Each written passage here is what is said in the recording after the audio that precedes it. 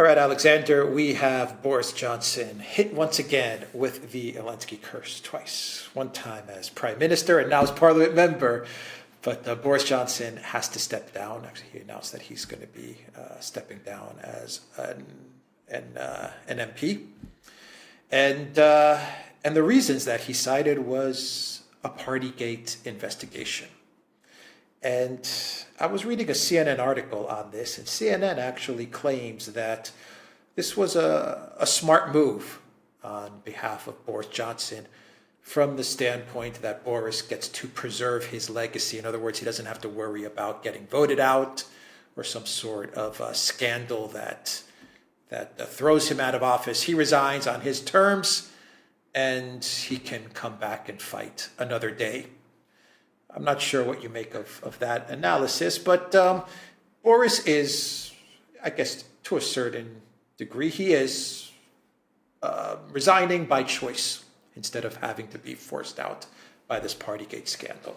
So what are your thoughts? No, first of all, I agree with CNN in the sense that it was indeed a smart move. It was a clever move by somebody whose back is against the wall. And it was a desperate one. I mean, it might eventually play out well for him because the alternative would have been disastrous. But one cannot be sure. He's taking it was a choice between accepting political oblivion, which is what was coming, or at least giving yourself a fighting chance. But it doesn't mean that fighting chance is going to succeed. Now, just a couple of things to say. First of all, to be absolutely clear, this is the Zelensky curse coming to hit Johnson. I want to say a few things, first of all, about Johnson. I mean, in my opinion, he was a disastrous prime minister. He was a political leader with very real political skills. He grasped very quickly, very soon, that there was this shift in public opinion in Britain over Europe. He played an instrumental role in the Brexit referendum campaign. He was absolutely the person who brought everything together in 2019 and won the election in 2019, which made it possible for Britain to leave the European Union, to carry out Brexit.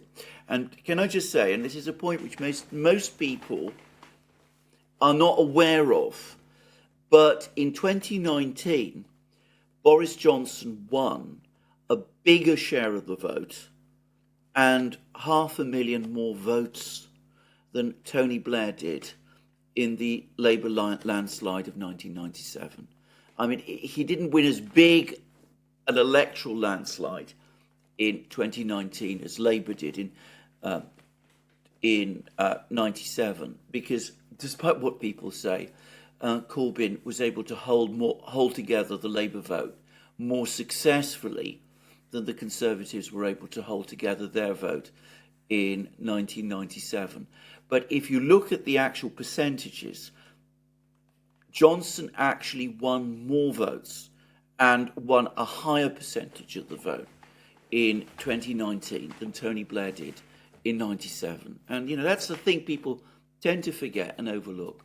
So he achieved all of these things. And then, of course, it became absolutely clear that Johnson was not remotely interested in actually running the country. He got completely thrown off course by the pandemic. He tried to regain his support by committing himself and Britain to Project Ukraine. He played Churchill. He played an instrumental role in creating the crisis in Ukraine. He might have been, as a British Prime Minister once upon a time, might have been a moderating force. He was, on the contrary, an escalatory force. And, of course, it hasn't done well for Britain at all. And the mess that Britain is in today, the fact that nothing has been delivered on Brexit, that the economy is in a mess, all of these things, they're largely the consequence of Boris Johnson's own failure. And I think we need to say that. Nonetheless, in spite of all of that, and in spite of the fact that, he did party through the pandemic, and he did say things to the House of Commons which were untrue, but lots of prime ministers have done that. I mean, let's not pretend that prime ministers always come before the House of Commons and always tell the truth. Anybody who looks at what has happened, at the way in which he's been removed from the House of Commons, ought to be really concerned, because what has happened is a report, an investigation has been conducted into his conduct, essentially by his political enemies. It's gone to a committee which is also largely made up of his political enemies. That committee was about to announce that he should be suspended from Parliament for 10 days because of his misconduct in allying to the House of Commons. Everybody knows that if you are suspended as an MP for 10 days, that could result in a recall petition, which would result in you having to stand in a by-election. Everybody knows that if even Boris, were forced to stand in a by-election like that, he would probably lose. The Labour Party is ahead in his constituency. So this was clearly a device to take him out. And the reason he has been taken out is not because he's been a disastrous Prime Minister. His policies are no different in any essential respect from those of the present Sunak government, or indeed the Starmer-led Labour opposition. The reason he's been removed is because we can see right across the political system a systematic campaign to purge from the system everyone and anyone who was in any way dissident in their political views or unorthodox in their political views, who disagrees with the political establishment on any issue, and who is therefore has to be eliminated. So we saw Liz Truss and Kwasi Kwarteng thrown out. We've seen how Jeremy Corbyn, who is, the former leader of the Labour Party, he's not even a Labour MP at the moment. There is a massive purge underway within the Labour Party. I sent you a article about this. And now Boris Johnson, the Prime Minister who won that huge election victory in 2019 and who delivered Brexit, it is also being pushed out of the House of Commons and probably before long is going to be denied the right to stand as a Conservative MP.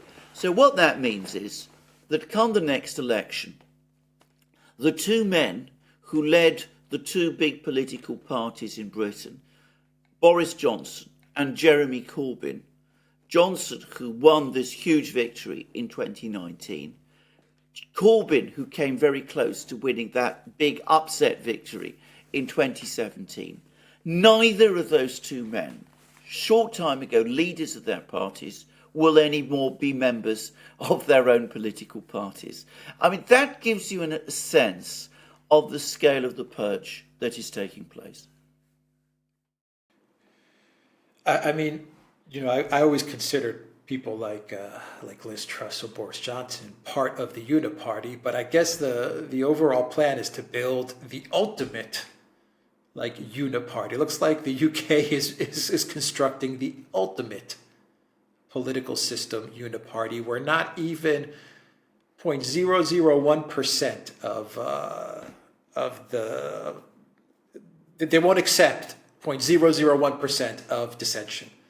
I mean, you're going to have to be 100% in line. Otherwise, you're out. I mean, if they consider someone like Liz Truss or Boris Johnson a threat to their thinking and their ideology, my God, what kind of political system are we in for in the UK? Well, you're absolutely, completely correct. You're totally right. And can I come back to that article that I spoke about, which was about the purge, the ongoing purge that's going on in the Labour Party. And that article appeared in The Guardian, by the way, and it actually refers to paranoia. And it talks about paranoia within the Labour Party. But one senses a kind of paranoia right across the entire political class. As you absolutely rightly said, anybody who deviates even to the most microscopic degree is now being purged. So, within the Labour Party, if you made a tweet in which you said you agreed with the Greens on something, I mean, that's enough to purge you. I mean, even though it's the Greens, for God's sake. And with the Conservatives, it's only really now getting underway. But Johnson, of course, is the single most important emblematic figure within the Conservative Party of the push for Brexit. And what happened was the political establishment saw Jeremy Corbyn win the 2015 election for the leadership of the Labour Party. He came very close to becoming Prime Minister in 2017. They had the Brexit referendum in 2016, which resulted in the vote for leave, and they also have Boris Johnson, who was the most prominent Leave figure, win this huge victory in 2019. So they're saying to themselves, we can't let this happen. We can't allow this. So everybody, all of those people connected with all of those events must be thrown out. And the result is we're going to have an extraordinarily narrow, as you said, ultimate uni-party in charge, and it is becoming less tolerant. It's becoming less tolerant of everybody who might be considered any sort of critic. And we've seen how the anti-terrorist laws are now being used to question journalists, the Kit Clarenberg affair and things like that. And I'm sure we're going to see an awful lot more over the next few weeks and months and years. Yeah. Everything that's happening on this, elite political level is going to get turned onto the population as well, to the general population. What do you make, real quick, about the arrest of Nicola Sturgeon? Yeah, I mean, what are your thoughts there? Well, I'm going to say again that I don't think these things happen by chance. Now, Sturgeon was, to a great extent, a member of that broader uni party that you have been talking about. I mean, she was First Minister for Scotland, and she ran Scotland, and she never really challenged the authority of the government in London in any particular way. And most people who've looked at her record basically agree she didn't run Scotland very well, and there are now very well grounded concerns about corruption within the Scottish Nationalist Party. All of which is true, by the way. And I mean, I don't want to, understate any of these real problems. But the reason she was first forced out of her position as First Minister of Scotland, the reason the ultimate uni party, to which, to be very clear, all of these agencies that are conducting these investigations in Scotland answer to, the reason she was ousted, the reason she's been arrested, the reason she's quite likely at some point to face charges is not because she's guilty, because yes, maybe she is guilty, but she's only guilty of things that happen quite a lot now in the political system. I mean, corruption like the kind that she's conducted. Well, if you knew anything about how the Labour Party used to run Scotland, its corruption was even greater. The reason she's been arrested is, again, because she leads the Scottish National Party.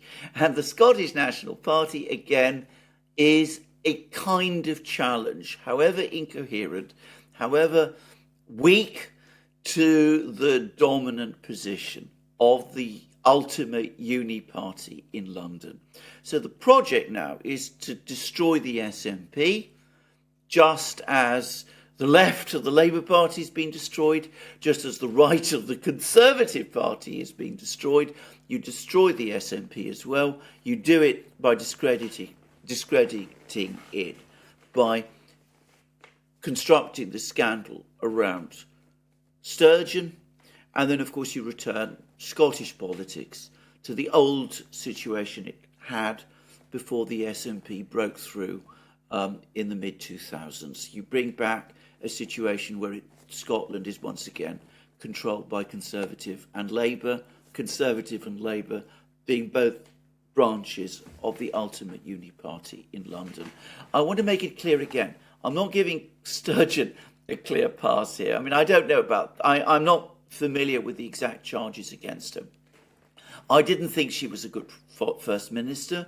I'm fully prepared to accept that the corruption charges may be well-founded. But corruption is not unique to the SNP. It's certainly not unique to Nicola Sturgeon. The reason it's been conducted, this case has been brought against her, is, I am sure, the reason that I said. Destroy the SNP, destroy Boris Johnson, essentially destroy Jeremy Corbyn, isolate Nigel Farage, who's barely visible anymore. I mean, he apparently can't get onto the media to any great extent any longer. And all the voices are silenced. All right, we'll leave it there. It sounds terrifying. It really does. It seems like the UK is much further along on this this path towards complete authoritarianism than any other country. That I think so. At this point, I think so. I mean, certainly a lot further than the United States is, because again, we have this fundamental problem in Britain that we do not have a written constitution. So we don't have a constitutional document which, to some extent at least, restricts what the power can do. And they can always create new precedents. There's the body of law, but laws can always be changed. And in Britain, that's a relatively easy thing to do. Britain always relied on, this system that everybody understood that certain things you shouldn't do because they cut against the essentially, sort of emerging democratic ethos that had developed. And for a long time that worked. But when you have a,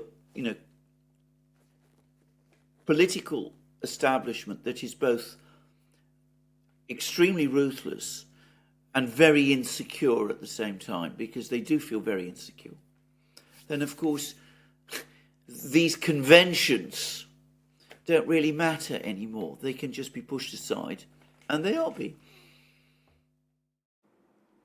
Okay. The Duran.locals.com. We are on ODYSEE, BitChute, Rumble, and Telegram. And go to Duran Shop, 10% off. Use the code. Good day. Take care.